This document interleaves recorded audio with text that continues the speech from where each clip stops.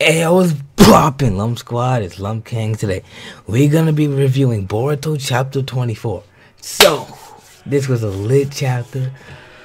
Loved it.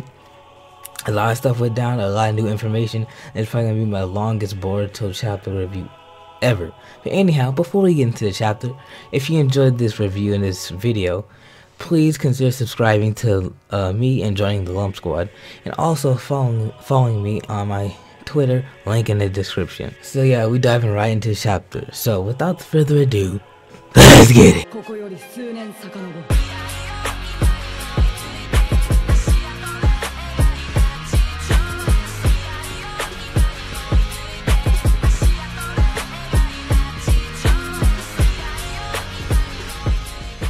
So this chapter was absolute fun. I loved it.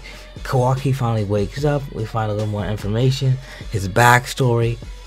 Anyhow, let's all get into it. So first starts off with Jigen and Delta's conversation. So they're just chilling at the car hideout, I guess, and they're talking and they're eating. And this is the first thing that was really funny. Basically, Delta was asking if Jigen was enjoying his food, and she's like, my food was good, I swallowed it well, or something. I can't remember exactly what she said. She said my food I had felt good. Yeah, that's what she said. She said her food felt good down her throat. That made me laugh. I was like, that is so funny, because obviously it sounds really wrong that food was feeling good down her throat and stuff. I was like, really?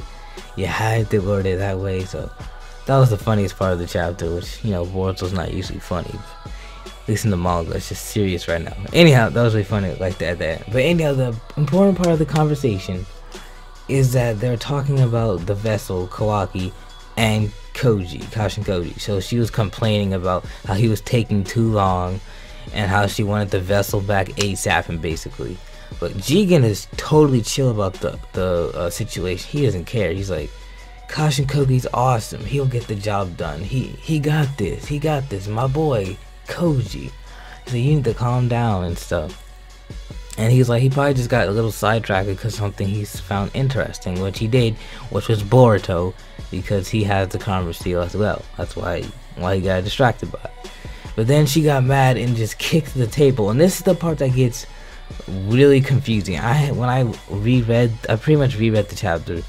And when I did, this part didn't make any sense, because if you guys whoever saw my reaction, you would see I was confused. I thought that Jigen had telekinesis. He didn't have telekinesis. After she kicked and destroyed the table, a new table appeared out of nowhere. So Jigen can just like make objects out of nowhere. Table summoning jutsu. Because she kicked the table, it was destroyed. All the food and whatever fell on the ground. And Jigen's like, bruh. So then he put his hand like this, and a new table appeared with like wine and food, and it looks like when he did it, the wine and food was like levitating in the air, and then it, you know, sat on the table. So I think he literally just reappeared a new table, but it wasn't the same exact table, because in the first shot you could see the table was longer and had 2 extra chairs on the sides, and this table didn't. So he just made a new table out of thin air. And we don't know what that jutsu is. I don't think anyone in Naruto has ever done that. Cause I thought he was levitating. No, he just made something appear out of nowhere. The closest thing to that is a summoning jutsu. So I don't know. They got Jigen, and Jigen has some interesting powers. I'm looking forward to see more. So he just made the table appear. And yeah, so that's really all I want to say. I'm just really curious about what Jigen's power is. So then next is Kawaki's backstory. So Kawaki's backstory is very sad, and yeah, which most backstories in anime are anyway. But anyhow, Kawaki's dad is a piece of trash. So it went back, Kawaki's a kid, and he's laying on the floor.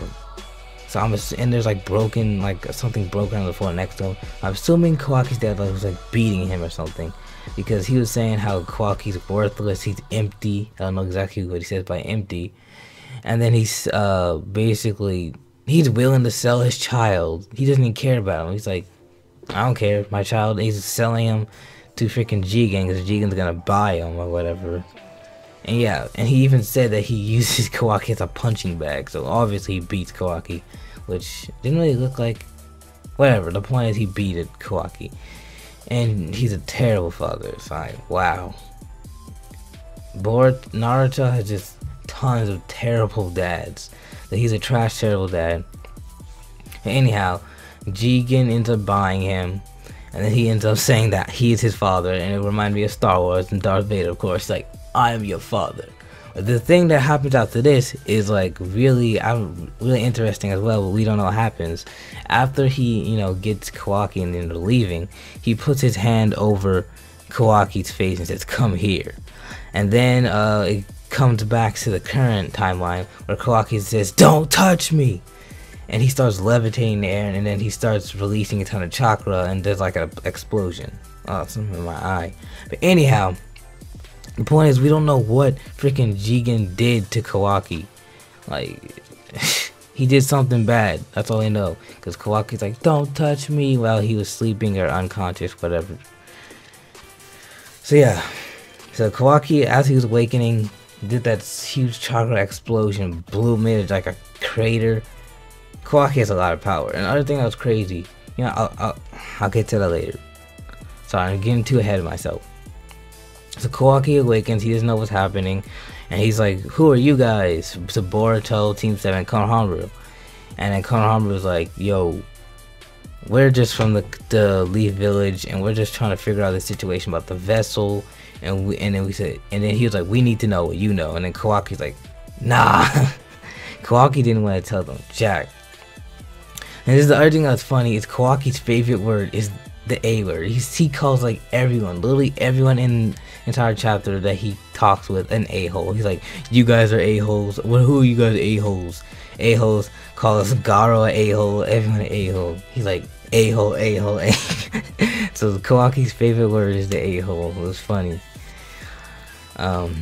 Yeah. But yeah, so they're talking, and they're trying to figure everything out. But then the most important part is Boruto asks him about the karma seal, because Boruto shows Kawaki his karma seal as well. And Kawaki's like, what? He's like, how do you have it? So, of course, yeah, apparently Kawaki was not aware there was another karma seal, which I wasn't really expecting him to. There's a possibility he could have known about it. So there's two karma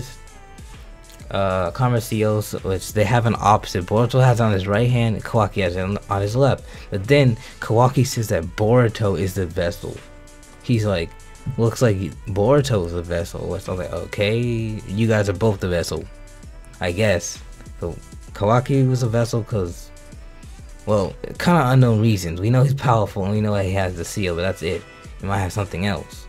So they both have that. And so I guess they're both the vessel. And yeah, and then it cuts to Koji and Delta, because Delta shows up while Koji's just watching. Because Koji's really curious, and he's wondering what will happen. He's like, two karmas, what will happen? So I don't know exactly what he means by that.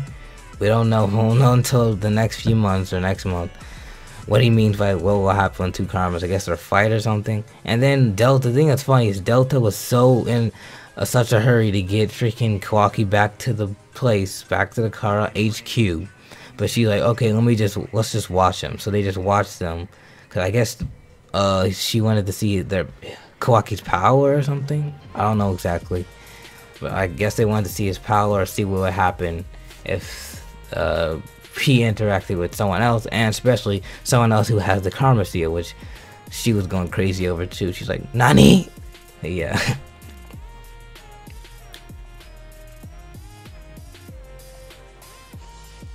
And then, short after that, Garo appears. This guy is a new character, first time he appears. And it was kind of funny because Sarada was like, who are all these people showing up? And I was like, me too, Sarada. Anyhow, so Garo's a new character. We don't know much about him. So far, he seems like a dick. And he treats Kawaki like trash because Kawaki apparently like shattered or broke his jaw or whatever. And he did it for a reason. So Garo was probably handling him badly, something, we don't know. But we don't know if they have a sour relationship. Kawaki doesn't like him, Garo doesn't like him, but Garo has to because he's a vessel, has to take care of him to a certain extent. And yeah, and then also apparently the people who work for the Kara are called the Outers. So I think the outers are like the lower position, like the soldiers or mercenary of the Kara. They're not like the main members like Delta, Jigen, Koji, etc. So like, new thing we learned, they're outers. Kind of plain things, but yeah. Then something that doesn't make any sense is Sarada later on said, the vessel? No way. What is that supposed to mean? So she was saying something like Sarada actually knew something about the vessel. That's the thing that's confusing me. Like, does Sarada know something about the vessel? Like, it's a possibility she could have read something in the library or something, because she, you know, she reads in the library, which, well, in the anime she's only done it one time, but she could have did it off screen. So I don't know what Sarada knows. Either A, she's getting confused with something else, or she knows something about it.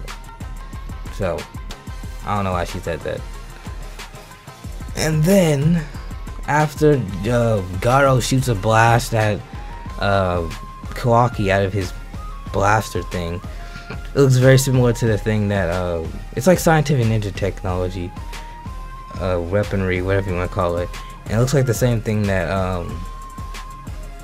Katasuke had when they're fighting Ao. But anyhow, this is amazing. Kawaki's like really powerful. So he shot it, and literally like a second and a half later, Kawaki was right next to Garo in midair. So this man Kawaki's powerful. He did a giant chocolate explosion, and he traveled like 50 feet in like a second and a half, because you think he was already like 30 or 40 feet away, and then he was elevated like on a cliff. So Kawaki went that far in like half a second, or a second and a half.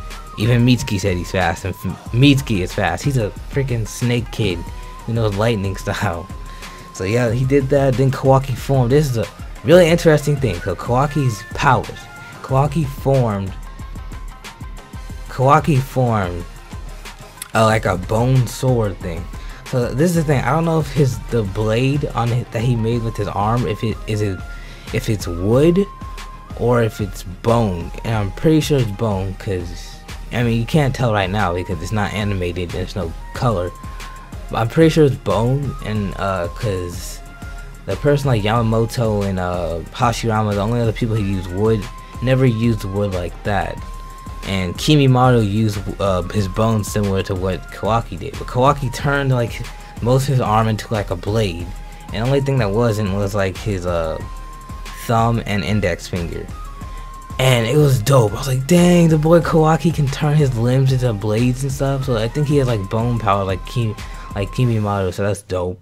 So Kawaki, he's already powerful. And the thing that's crazy is later on, after he attacks Garo, which Garo surprisingly blocks it. He must have really good instincts for Kawaki to literally like a second and a half later attack him and him block. So he's pretty good instincts and reflexes. But anyhow, Kawaki was weakened apparently to Garo, because Garo's like, huh, I'll be able to take Kawaki out easily. He's weak. And then Kawaki's like, please, this handicap is in my favor, which doesn't really make sense to me.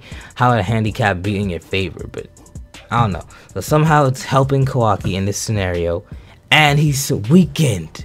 This man did a giant chocolate explosion and was that fast and formed that blade thing, and he's weakened. I wonder what Kawaki is at full power. So Kawaki right now is like 10 times stronger than Boruto. He could easily beat Boruto. We don't even know all of his powers, and we know he could beat Boruto. And for all we know, he might actually know how to use his Karma Seal, because Boruto did his by accident.